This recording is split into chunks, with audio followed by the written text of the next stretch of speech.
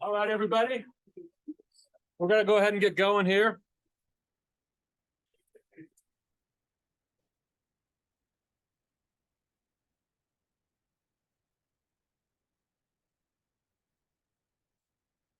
All right, everybody. All right, looks like we got a couple people still coming in, but we'll go ahead and get going because we're right at noon. Welcome to the first Journal Club of the 2023-24 academic year. I want to issue a reminder really quickly before we get going to RSVP to the emails that I send out each week by the deadline. That really helps Tony be able to plan for food and know how much we're going to need. If you come, if you RSVP late, may or may not be food for you. So please remember to do that. Today, first, we're going to have Dr. Thiese presenting, and he's going to give a full 30-minute Journal Club presentation. Then we're going to have Dr. Allen demonstrating the 5-minute flash Journal Club. And then I'm going to finish up with a presentation on presentations. So get a little bit meta. Dr. Thiese, feel free to come on over. Thank you. So I am by no means the gold standard for what to do. I am just here as an example. So feel free to critique me, provide suggestions to me so for ways that I can improve. One of the goals that I wanted to talk about here for Journal Club, and I should probably speak into the mic, I don't know if we have anyone on Zoom or not, but the goal of Journal Club is that we are here to learn and discuss how to critically review literature, right? It's not to attack authors. It may seem like that at times, but really the goal is to say, okay, what was done well that the authors wrote up in this manuscript, and what were things that we don't know about or things that could have been improved, right? Because learning from others is a great way to improve yourself, right? So all sorts of different articles are going to be presented on all sorts of different topics. I look forward to hearing from all of you. When faculty members also are in the audience, we're here to help. Our goal with every comment, at least for myself, is to help improve your presentation, your critical review of the article, or bring up things about the article, right? So again, nothing is personal, nothing there, but it is an opportunity to have open, respectful discussion, especially when you disagree, because one of my favorite quotes is, I don't learn things from people who always agree with me, right? So as long as we approach Journal Club in that sense, it will be a beneficial experience. Hopefully it won't be too stressful. I hear some chuckles, and that's okay. I am also, for anybody, I'm happy to help go through a Journal Club presentation before you're presenting if you'd like, give you feedback on an article, help assuage any of those concerns as much as possible. Any questions before I jump into this? All right. So I chose this article, Workers' Compensation Prescription Medication Patterns and Associated Outcomes. It was published relatively recently on data from a little bit ago. And I think, with the opioid settlement in the news again, I thought it was something that could be interesting and cogent. So let's see if I can get this to progress. All right. So introduction wise, I think probably all of us know, at least to some extent, what the opioid challenges are facing our society right now, right? Particularly in an occupational setting, opioids have a potential tool, right? But they are not the panacea that has been talked about historically, okay? So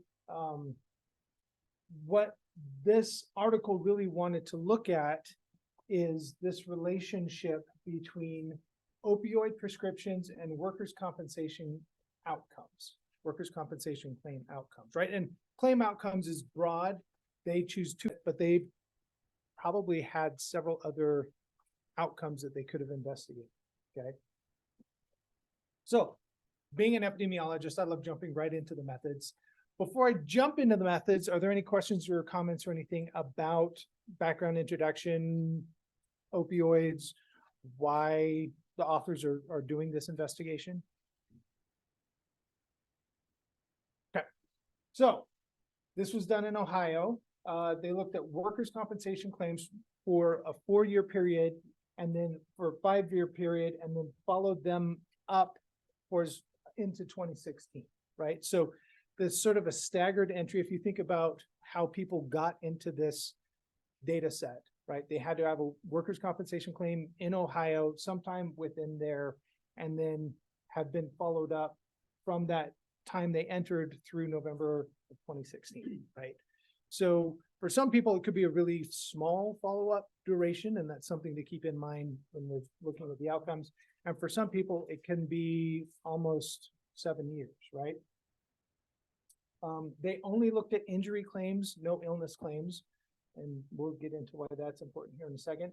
And then claims had to include one of these 3 body parts: lumbar spine, knee, and or shoulder. The rationale for that the authors state is that those are the 3 most common outcome musculoskeletal areas, not necessarily musculoskeletal areas, but one of the 3 most common body parts that are injured, right? So limiting that, they're able to sort of get more heterogeneous exposure, right? This population, you're not going to have people that had gunshot wounds or bee stings that they were allergic to or other types of things, unless it was necessarily one of those areas. They had all these claims. There were a chunk of claims, and they whittled that down a little bit by removing duplicate claims or removing some things that were difficult for them to understand. And that percentage of claims that they removed was just about 10%. So, and of almost all of those, that 10% were these duplicate claims, right? So if you think about it from a statistical standpoint, you don't want to have 2 of the same person in there where you're thinking, or statistically, you're treating them like they're independent observations, okay? They took all these claims and then classified them into these 3 categories, right? So remember these acronyms just for the next 27 minutes. You don't need to remember them beyond that, right? Okay. So MBP, multiple body parts. So this is if they have lumbar spine, knee, or shoulder, plus others. It doesn't have to be within those 3, right? So they could have lumbar spine and foot and ankle, or knee and foot and ankle, right? But multiple body parts. Then they also had these simple single body parts. So these were generally, they said, strains and sprains types of issues where you don't require surgical treatment or permanent pathology. They identified those because they looked at CPT codes, procedure codes, to say, okay, was a surgery performed? And if that was the case, then they would go into this complex single body part, or reviewed them to say, okay, for these simple single body parts, were they really simple single body parts, or were they actually a little more complex? Looking at the long-term outcomes of those, okay? Questions, are there any questions about how people got into this study, what the timelines were, what the exposures were, right? Or sorry, the definitions, these different categories. Yes? Was an amputation count as a CSP, or is that kind of excluded? That is a good question. I don't have an answer for that. So the question was, would an amputation count as a complex single body part, or would it be a multiple body part, or would they be excluded, right? Yeah. And I don't have an answer. That's a good question.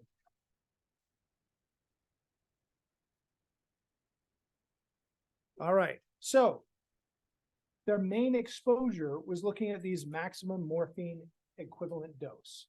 Yet another semi-acronym, max MED. So MED is morphine equivalent dose. It's a common way of quantifying opioid use. Because if you think about it, there's lots and lots of different dosages of opioids out there, and they wanted to try and get an apples to apples type of a comparison, okay? So what they did is look in the workers' compensation claim to see what was prescribed, what was the actual formulation prescribed, and then the dose that was prescribed for each of those, and then calculated a morphine equivalent dose based on those prescriptions, okay? So there's a whole big list in the article. There's supplements that's more detailed than that. So here's a good example of the given opioids, right? So hydrocodone, 10 milligrams 3 times a day is an MAD of 30, but oxycodone, 10 milligrams 3 times a day is a morphine equivalent dose of 45. Okay. Highest prescribed dose in the claim, so they can have multiple prescriptions over that claim duration. And again, that gets into how long was that claim followed up, right? Some of them were longer than others. But they quantified that maximum morphine equivalent dose for that particular claim and said, that's going to be my label for this individual for their exposure. Questions about this? Yes. More of like general curiosity. So like So that's a great question. They did have de-identified claim numbers for all of these reviews, right? So they were just looking at, here's a claim, here's what happened, here's dosage, here's claim outcomes, right? I think at some point they mentioned like Mhm. some demographics. So yes, no, so they have a lot of information in there, but they weren't immediately identifiable. So they wouldn't have, theoretically, they wouldn't have like a birthday, but they would have an age. Okay, they wouldn't have names, but they would have a claim number. So theoretically, you could trace them back and look at more information or something if needed. Within the scope of research, that you don't have to do it that way, right? Everyone is human subject certified and HIPAA protection in that sense. And these are existing records, so it's observational data. Dr. Heyman, do you have?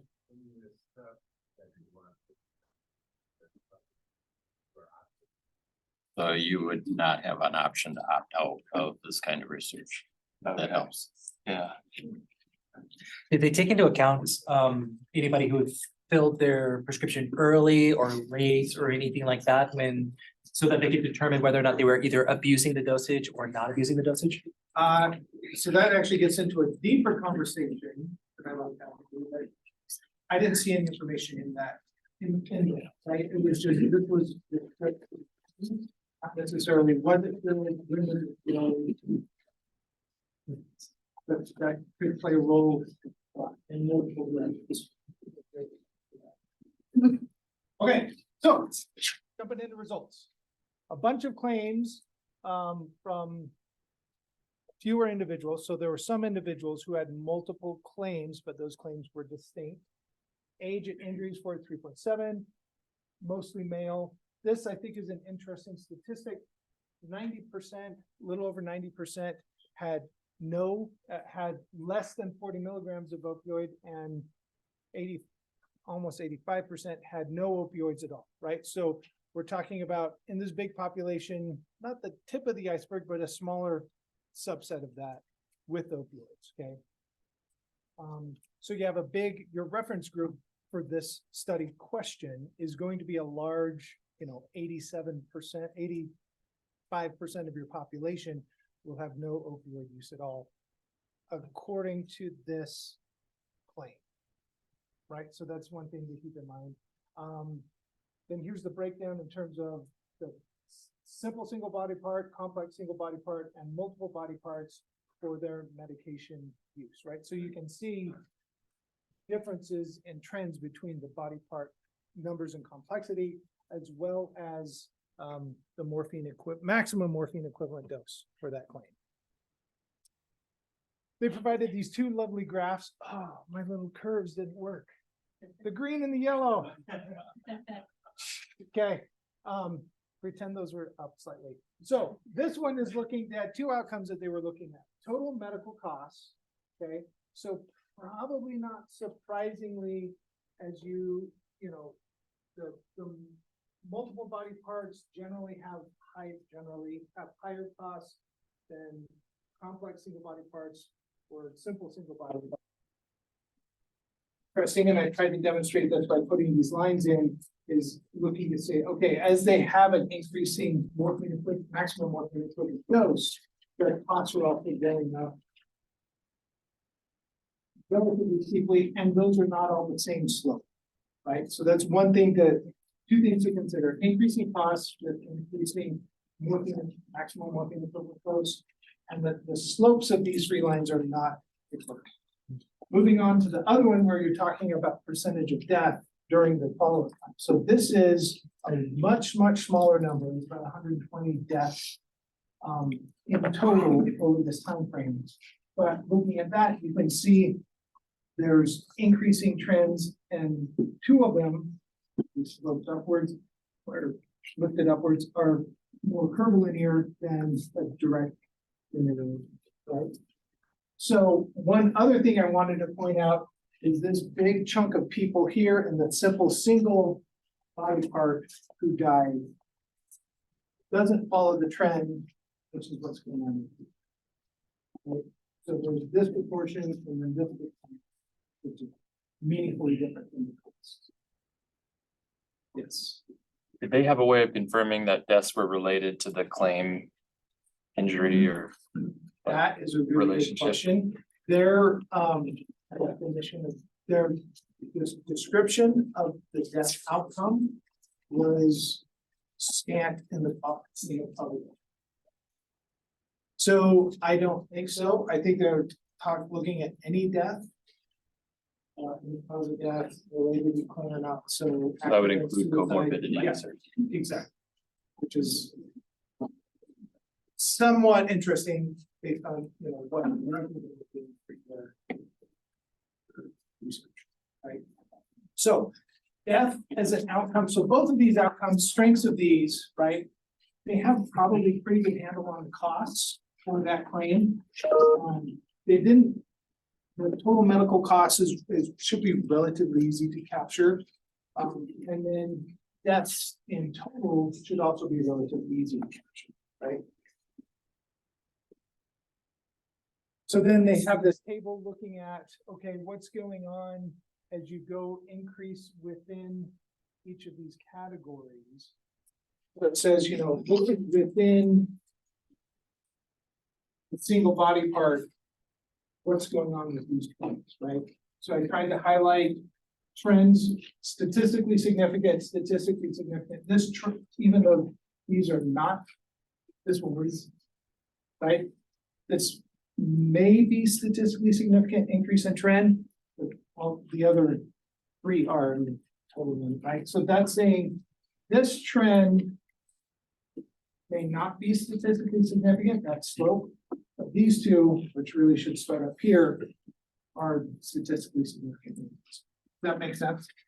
It also gives you an idea in terms of the numbers of deaths that we're talking about. So you're getting into small numbers here, but this is saying that if you have a simple single body part, you are 18.5 or 8.5 times more likely to have a death if you're in that greater than 120 maximum morphine equivalent dose as compared to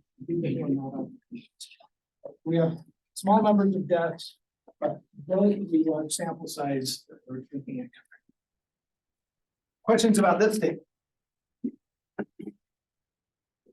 And then one of the biggest question that brings up is, I would like to see causation, because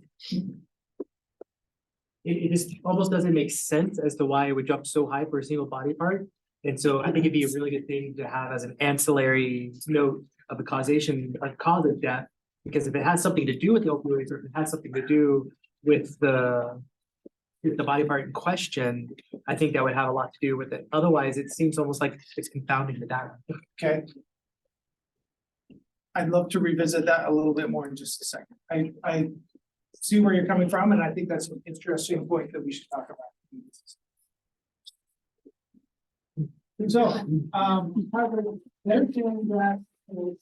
If you have an opioid, you get new addiction, is that what's going on? Or is this pre-existing opioid dependence? You have a workplace injury, you then get more opioids, or are there other causal pathways going on, right? We don't know exactly what this causal pathway is, and getting to your cause of death, what do people think about if you had cause of death for those individuals? Would that help or would that not help? Well, obviously, if they were overdose, right, that would be. But are all overdose deaths classified? You had a car accident and you were stoned, it'd be a car accident, but it was a drug problem. But it was related to impairment, for example. So I think there's pros and cons, especially when you're dealing with small numbers. That might be an interesting thing to look at, like a case control study, where you have deaths and different categories and say, okay, we're going to work this comp. What were the appropriate? So there's also this interesting thing about these different categorizations of the complex versus multiple body parts. Not all simple single body parts are necessarily the same, right? So they're lumping categories of people together, which may or may not actually belong together, as an example. But I think for me, it was a great first step, right? This isn't the end all be all, but this is a pretty good first step. And then the duration of morphine equivalent dose was not addressed, just the maximum morphine equivalent dose, right? So people were on opioids for a long time, that may also be. So weaknesses. Deaths, we don't know how they were identified. There's relatively few, not 95% confidence intervals around those risk estimates. There's only a few, right? So there's some things there. They did, if I go back, they did control for some things I forgot to mention this. In the regression model, they adjusted for age, gender, surgery, and lost time. In these statistical analyses. So they tried to statistically adjust those and say, okay, can we remove those differences from a statistical standpoint? But there's other things in there that may play a role in that. Both confounders. Morphine equivalent dose is categorized. I would love to have seen it as a continuous measure to see what's going on.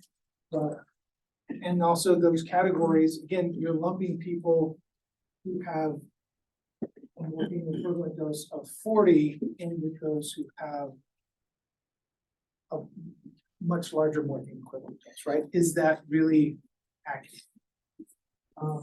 Sidedness of injuries, right? If it was your dominant hand versus your non-dominant hand, there could be other things going on there. Psychological concerns related to opioid use. Both getting a prescription of opioids and using that. Differences between categories for the two examiners. So they looked at, they had examiners look at the claims to say, okay, is this simple single body part, complex single body part, multiple body parts? And then categorize them based on that. I would love to have seen, okay, the examiners disagreed. How often did that happen? Why did they do that? Should that have been a category? Follow-up time differences I mentioned in the beginning, and then grouping all multiple body parts as one category, I think could have been challenging. You know, someone was in a car accident, they hurt their back and their neck and their shoulder and their elbow and fractured their pelvis. It is very different than someone who has an injured shoulder and lateral outcome like this, right? So here are a couple questions that I came up with. I wanted to ask you all, but also opening this up to questions or comments.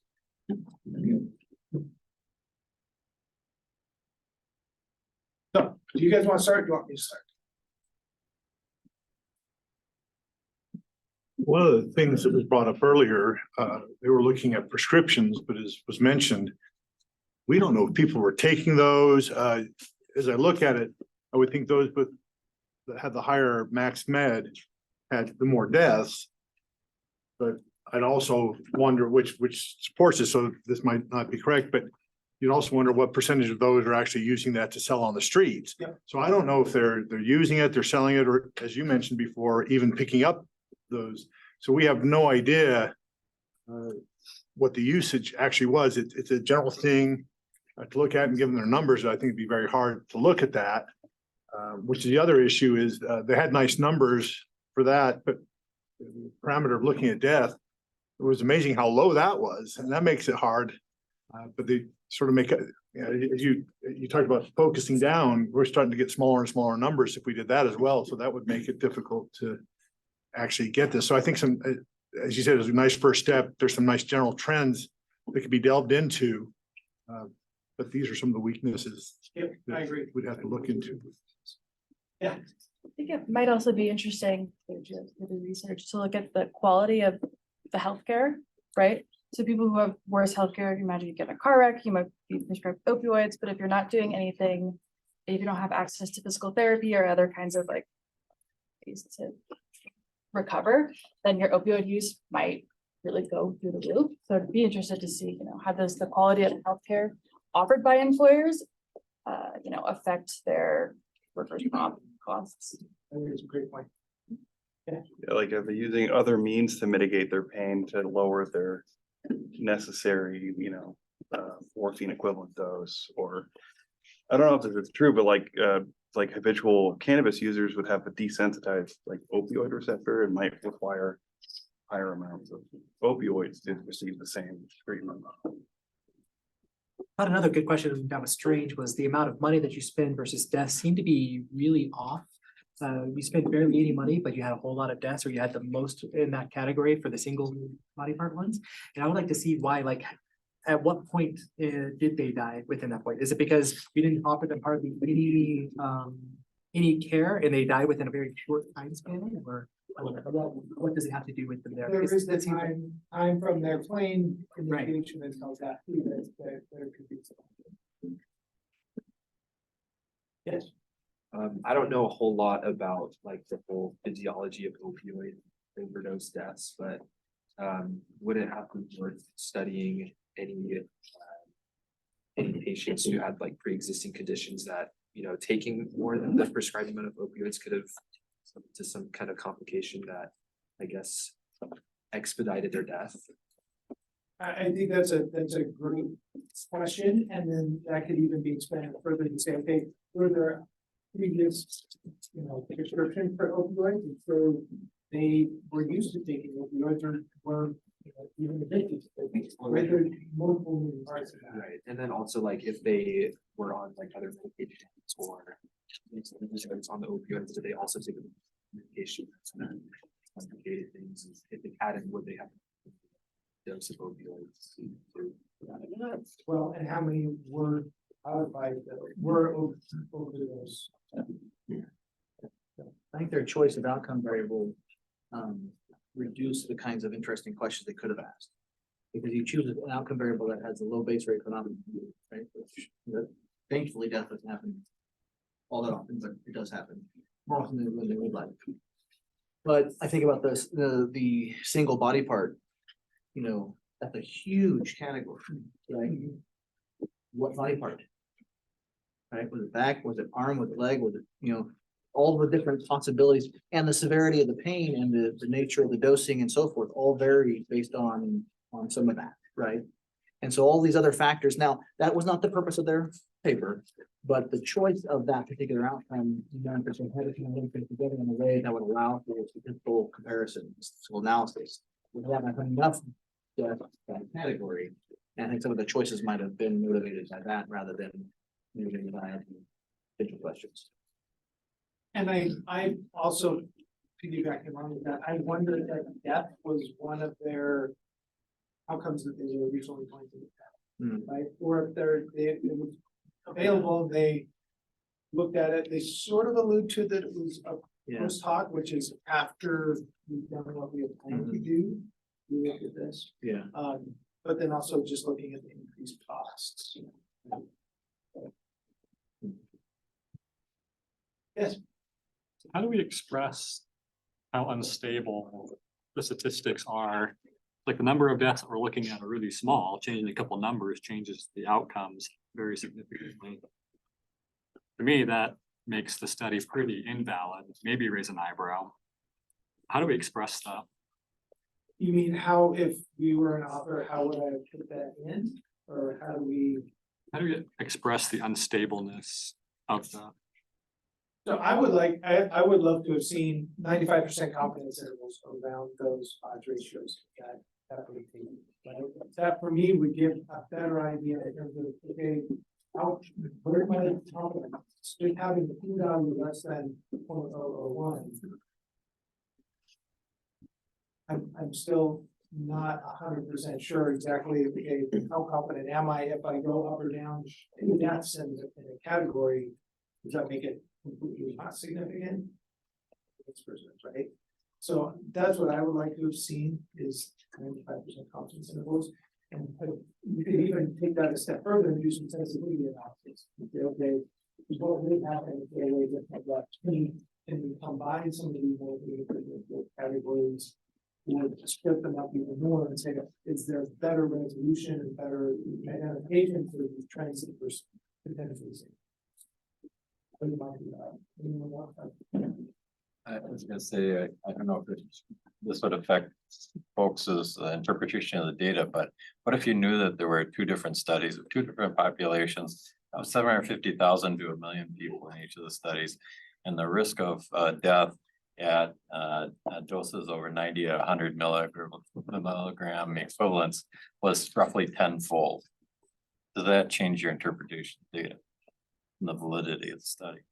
I think it does, but those studies exist. They were published 12 years ago. And we can get those for you if you want, but it's an example of where outside of the individual article you're analyzing, sometimes there's corroborative data which are important. Especially when you're trying to consider, is this a potentially causal relationship? Exactly. If this was one single article, okay. Yeah. How much strength should we put in this, right? But because this is one, several articles that are looking at similar relationships that are finding similar trends. No, it's also true that those can be caused by multiple factors, right? The people at the high doses may be taking stuff off the street at the same time and doing all sorts of other stuff going on. I mean, you can have other stuff going on, but it is also true that at some dose, those medications are very toxic. That was part of their second hypothesis as to what was going on. One was you're having new addictions. The other was those higher doses. Are we just feeding into an addiction that was already there? And that's very good fun. It's important that we weren't able to delve into that. These two or even. Or third, benzodiazepine. I also think with the medical costs, so not the deaths, but with medical costs, they're trying to get the causal relationship between taking opioids and having more medical costs. Where you would assume that someone who has MED had a much more severe impact. If that makes sense. So that So you'd assume the medical costs would be higher, but it might not be caused by the opioids, it might be caused by the. so you assume these people. Anyone in the, that Single, last, right, but just Yeah. as an example, the simple single body part. Who have high maximum morphine equivalent dose are different than these people. Simple single body part who have no morphine, in, no opioids prescribed at all, right? in injury. So, clinicians, is that true? Surface, you might think that, but not necessarily. And that's the point. That seems like an obvious conclusion. That there are other factors that can go into that, not always true. Yep. And that's the hard part. You brought up, you're lumping diagnoses together, but we don't know what those diagnoses are. I mean, is it a rotator cuff tear? Is it a sprain? So you would go back to thinking the other factors that could be affecting the people that are on the high. They might They might have less of an injury, they just have a higher need for narcotics for whatever reason. Or pain tolerance, yeah. Or difference in, care priorities by clinicians, right? I mean, there's lots That's of. another fact, yeah. So my time is up. Thank you very much.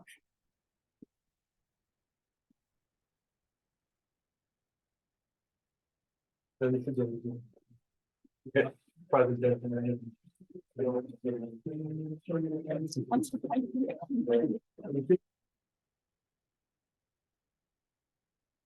That's his. That one? Yep. Okay. Okay.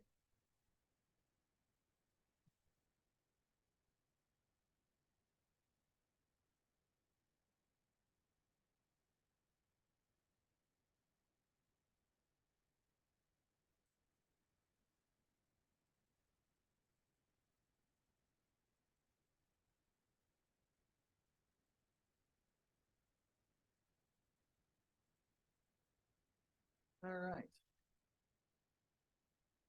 So this is the 5-minute version. Obviously, I cannot go, and you should not plan on going into it, as you just heard from Dr. Thiese, because you have 5 minutes, not 30. Okay. So I'm going to demonstrate it. I am by no means an expert at 5-minute presentations. I've done probably more of them than some of you have. So I welcome input and thoughts. Polish this and make it even better in the future. So, all right. So, I actually am on this particular article because I was talking to Katie Castro, who's doing a dissertation on safety leadership walkaround, and I said, "Give me an article that you feel like is representative of a really important article for your idea looking at this particular issue." And this is the article that she gave me. And so I'm gonna tell you a little about it. So this is, the impact of leadership walk rounds. They called it walk rounds, we're calling it walk arounds, but regardless, it's walk rounds. On frontline caregiver assessments of patient safety. So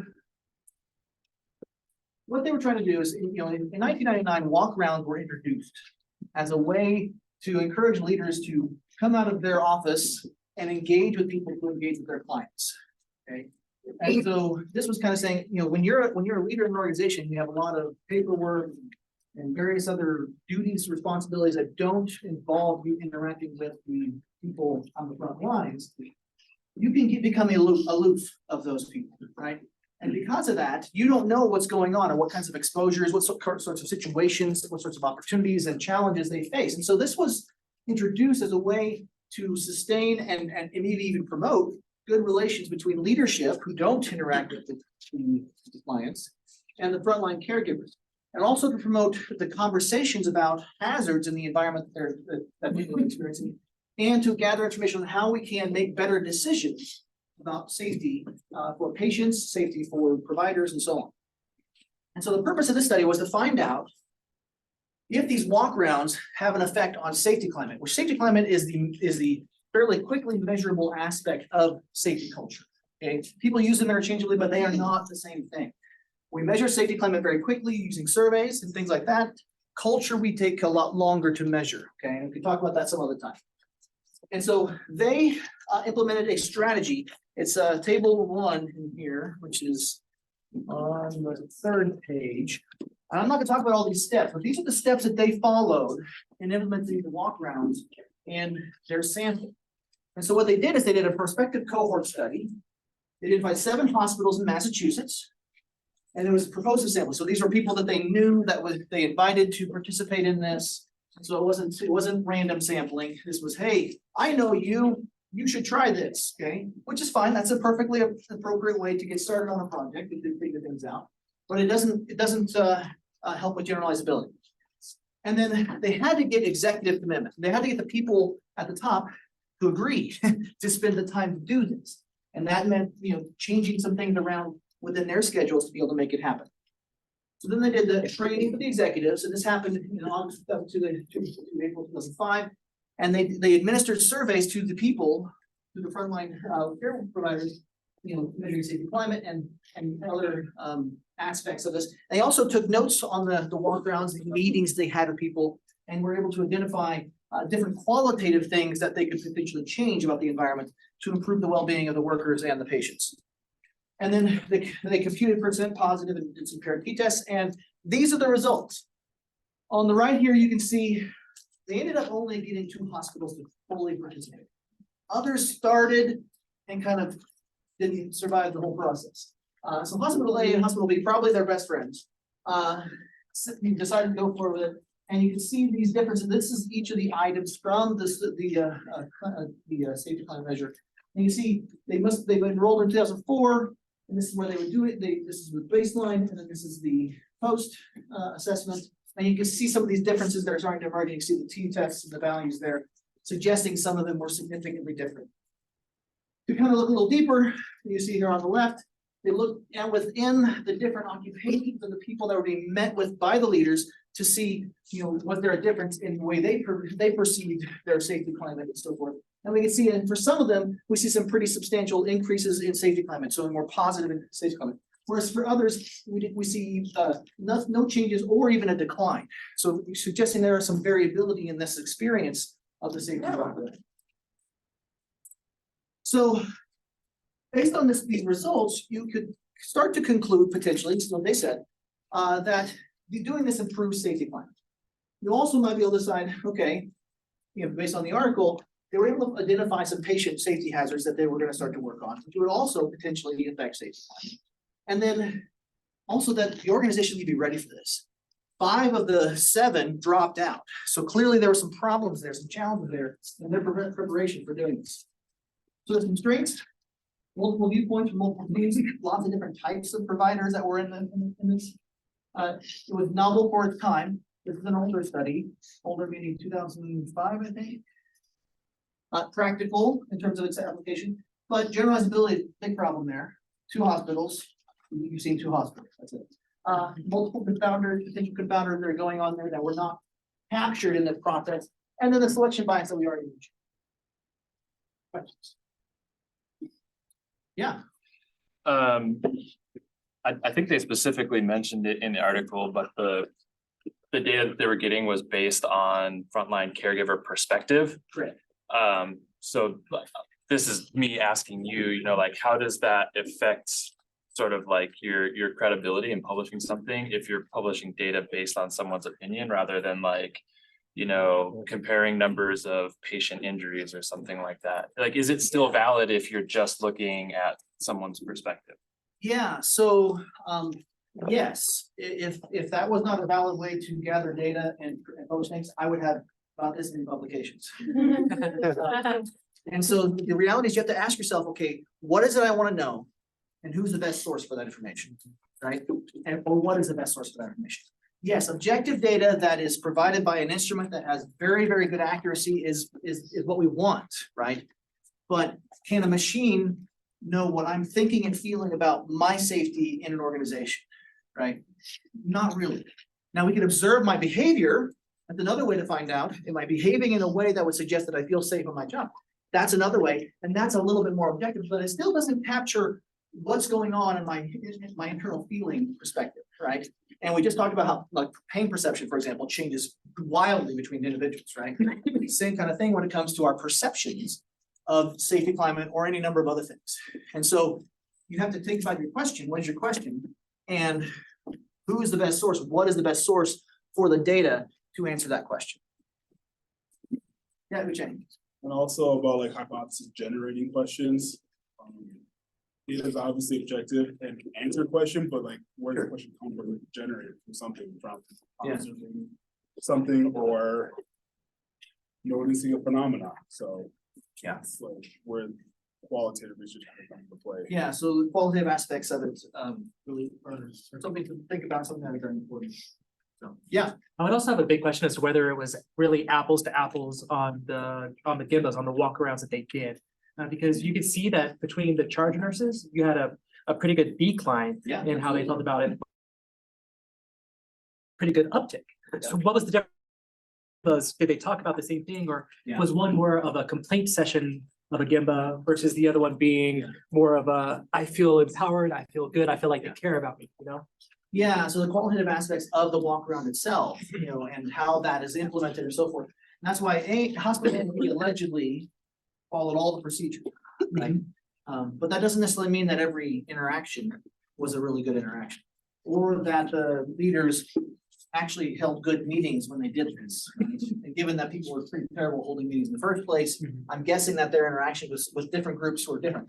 Why it was systematically different for that particular subgroup versus the others, I think it's a really important question that we don't have they didn't talk about in the study, and we don't have the answer to it now, but it's meaningful to think about, yeah.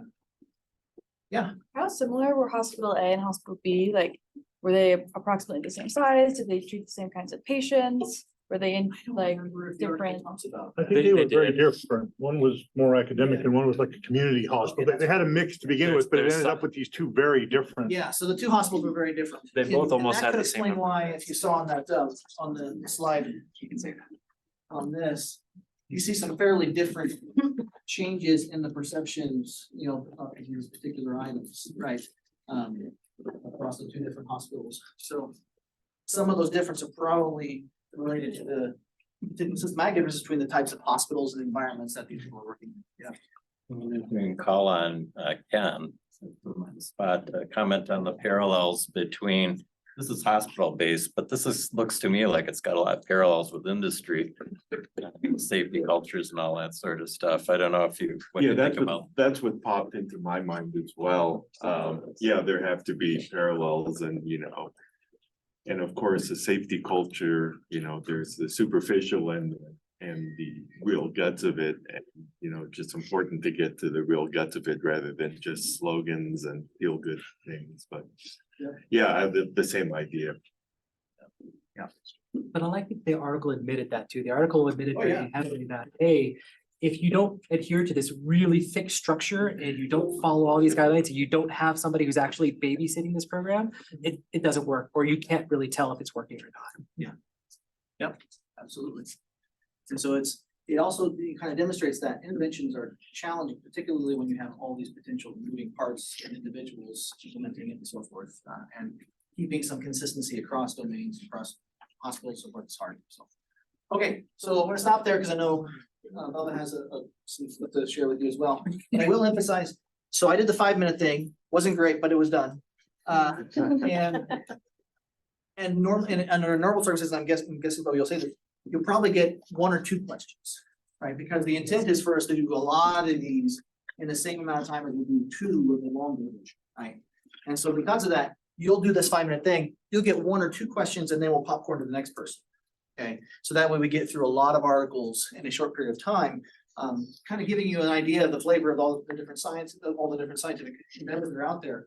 But also, you won't have to necessarily answer 10, 15, 20 questions, which is kind of nice, but I would still be prepared for those too. It's really an opportunity to really hammer home all of the important things about the study, and then you give some your opinions of things rather than soliciting the feedback from everybody else. Yeah.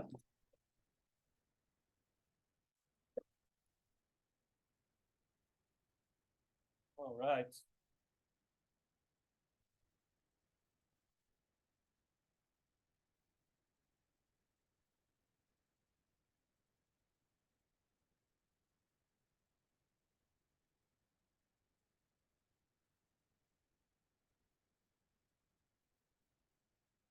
All right, I will echo Dr. Thiese and Dr. Allen by saying that I'm far from an expert on this topic.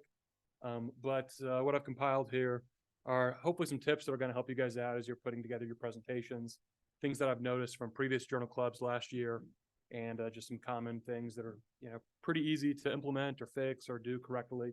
And so hopefully this will be of value. Okay, the very first thing that matters when you're creating a presentation is the audience has to be able to see what's on your screen. And so this involves a lot of different things. First off, you've got to make sure that the contrast on your text is readable. I don't know, people in the back, I don't know if you guys can quite make that out. If you can, it's probably a little bit challenging. So if you're using a light background, use dark text and vice versa. Pretty easy to implement and do. Second of all, you want to make sure that the font size is actually readable. And it doesn't necessarily have to be that big, of course. You know, the font on Dr. Allen and Dr. Thiese's presentations was great, but just make sure that it's big enough that people aren't going to be squinting to see what you're writing on there. Okay, so this is something that is really, really common and really challenging to avoid when you have an article and you're looking at the online version or the PDF version, and it's got a huge table with a ton of information. And this actually is not even that bad of a one. We've had a lot of tables presented that cram like twice this much information up there, and it's difficult for people to sort of synthesize all that information. So one thing that could really work is, rather than presenting the whole table, or if you do present the whole table and there's something really that you're trying to narrow in on, you can focus on that and then blow that up so that it's a little bit easier for people to see. Or you can also just say, refer to table whatever, and the PDF, printout that you all have, so people can follow along a little bit more easily with that. Okay, this is ChatGPT. I had ChatGPT create an article about the Braves winning the 2021 World Series as a topic that's near and dear to my heart. And what I want to illustrate here is the power of photos. This is a lot of text. It's crammed on there. Number one, no one's going to be able to read all that in the 20 seconds that the slide is up. And number two, it just doesn't look very good. So here's an alternate version that sort of has the same message. My 70-year-old dad picking me up, lifting me up around they won World Series. And so visuals, whether they be photos or including tables that are appropriately sized, even, I don't want to say clip art because that has a negative connotation, but icons can be very helpful. Just things that break up the text, give people, the eye something a little bit better to look at than just a wall of text. And hopefully I'll be replicating these pictures with my dad in October this year. We'll see. It is the summer of Swift. I think we all know that. And while I myself am not a big Swiftie, she does offer some great advice here. Again, going back to the wall of text example, having some blank spaces, allow your words to breathe, allow your photos to breathe. Don't overwhelm your audience with so much text that they're not going to be able to read. This visually is a lot better than 200 words plastered all over there. Okay, another thing that is not great in presentations is it can be very easy to get carried away with the transitions and animations that PowerPoint makes available to us all. It is very distracting for the audience if they're thinking more about the visual effects that you have going on in your presentation than what you're saying or the content that you're trying to convey. You've overdone it. Another element, a slightly related element to this, is you can also put so much time into making your presentation look fantastic. You're much better than these transitions, but end up forgetting to take the time and put it into your actual content. And so I think there's a balance. You want to make your presentation look nice, but if it's up to me and if I'm choosing between spending an extra hour putting on the 7th layer of polish on the presentation versus digging into my article a little bit more and anticipating questions and or practicing the presentation, I'm definitely going to put it on doing those things rather than making it look really glossy and looking really nice. More little.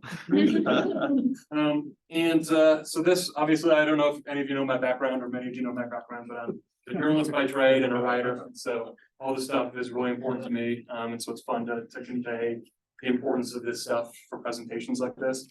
You'll see that example is kind of funny. And then this one is my favorite. I don't want to eat at that restaurant. Staying away from there. But this is something we really need to be taking into account when we're doing journal club presentations and other presentations. You don't necessarily have to speak with full sentences or write in full sentences. You can do some workarounds, cut arounds, but within reason, make sure that you're using proper grammar and using the language in a way that other people can understand. The way I would equate it to is you would not turn in a paper with a bunch of spelling mistakes or bad punctuation. To treat a presentation the way you treat a paper, have that same level of care and attention to detail with grammar, and it's going to go a long way to your audience. This happens all the time in Journal Club. You all know, and if you don't know, you very quickly will know that in OEHS, there's a acronym. Acronyms are all over the place, and you can't assume that your audience is gonna know all your acronyms. They're the acronyms that are common in IH are likely very different than acronyms that are common in ergonomics and safety and all of that. And so make sure that the first time that you use an acronym that your audience may not understand, please define it. And if possible, when it's possible, you can even avoid using the acronym altogether. I think Dr. Thiese's presentation was a good example of time when it was appropriate to use an acronym because those acronyms came up throughout the presentation, including on the tables. So it made sense to make those acronyms. But if you're just using it once or whatever, don't feel like you have to turn every little thing into an acronym. Choose a style and stick to it. This can be something as simple as if you're going to spell out letters under 10, do it throughout the presentation. Don't bounce back and forth between two different styles. That throws off your audience a little bit, and it also conveys that you didn't necessarily put the most effort into proofreading and making sure that your presentation is really sharp.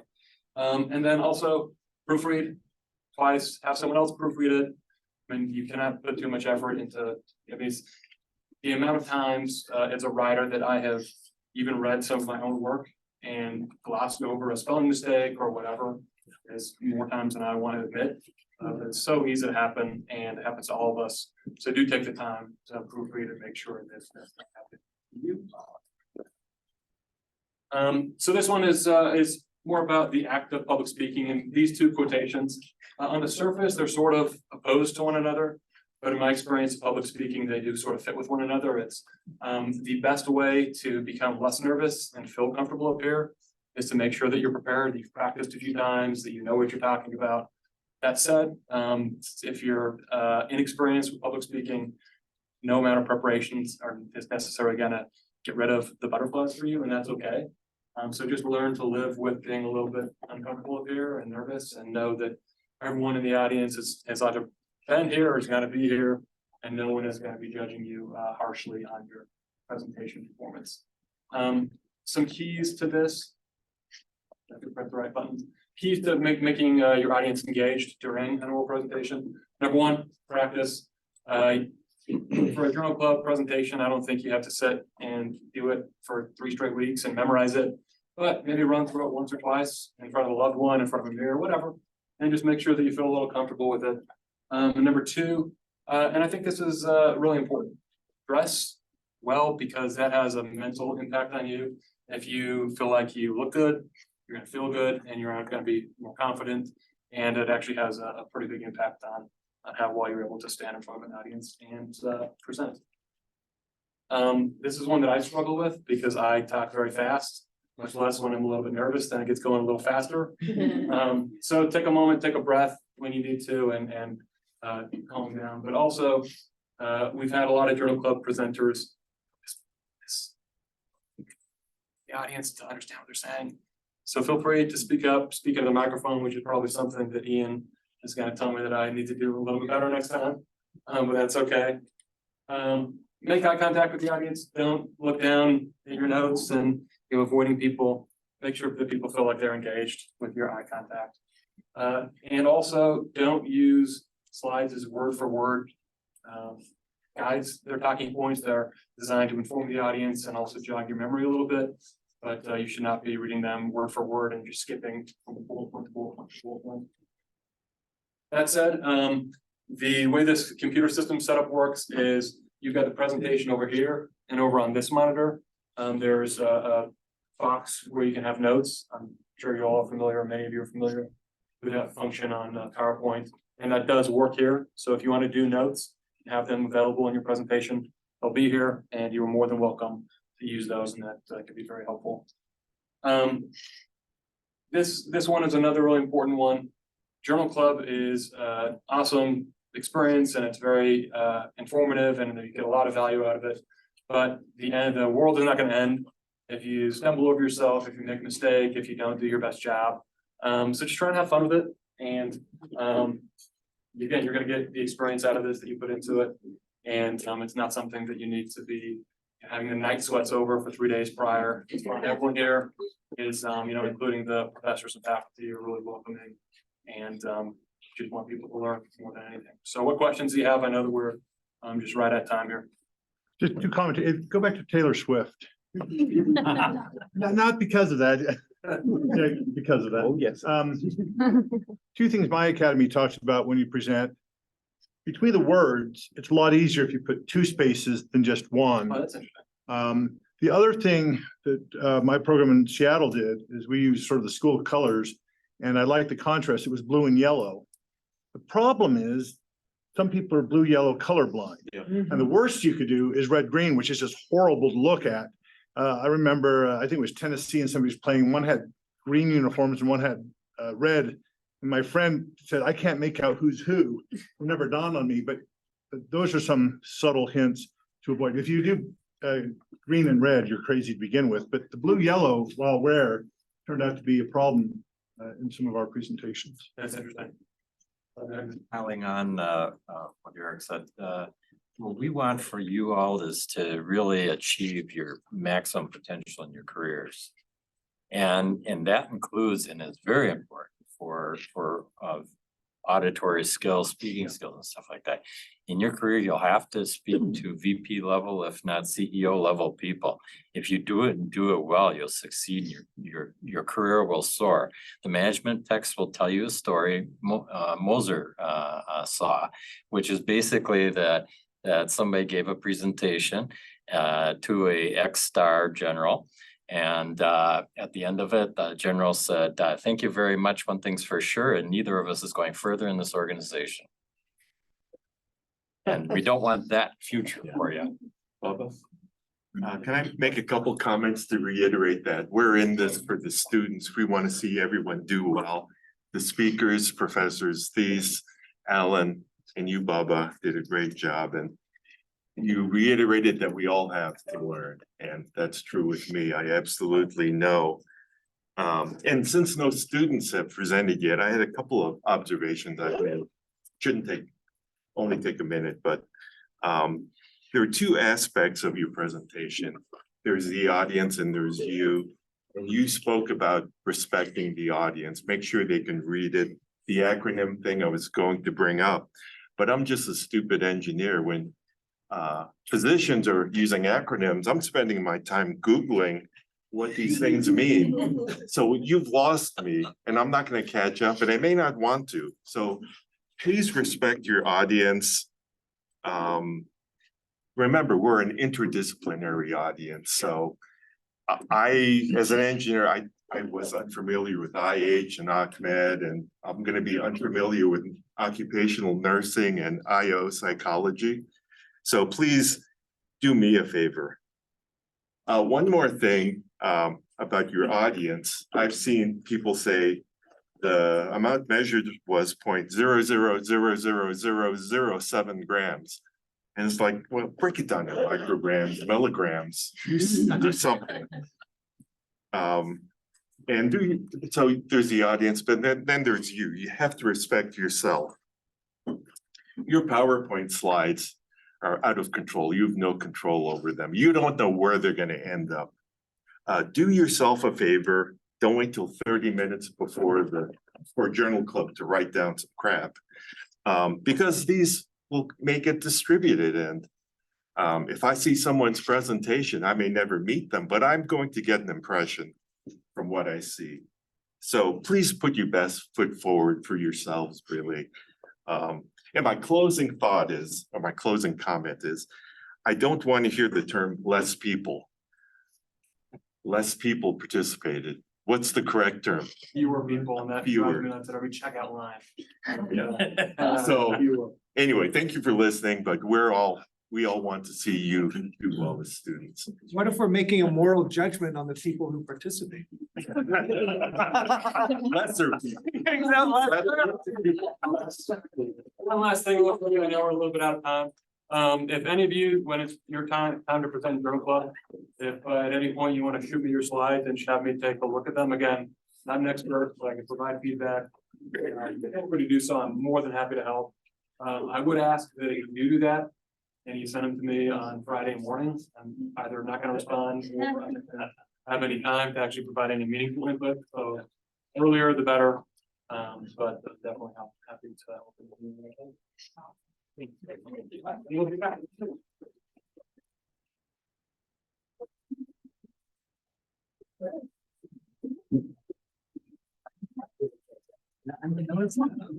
No way.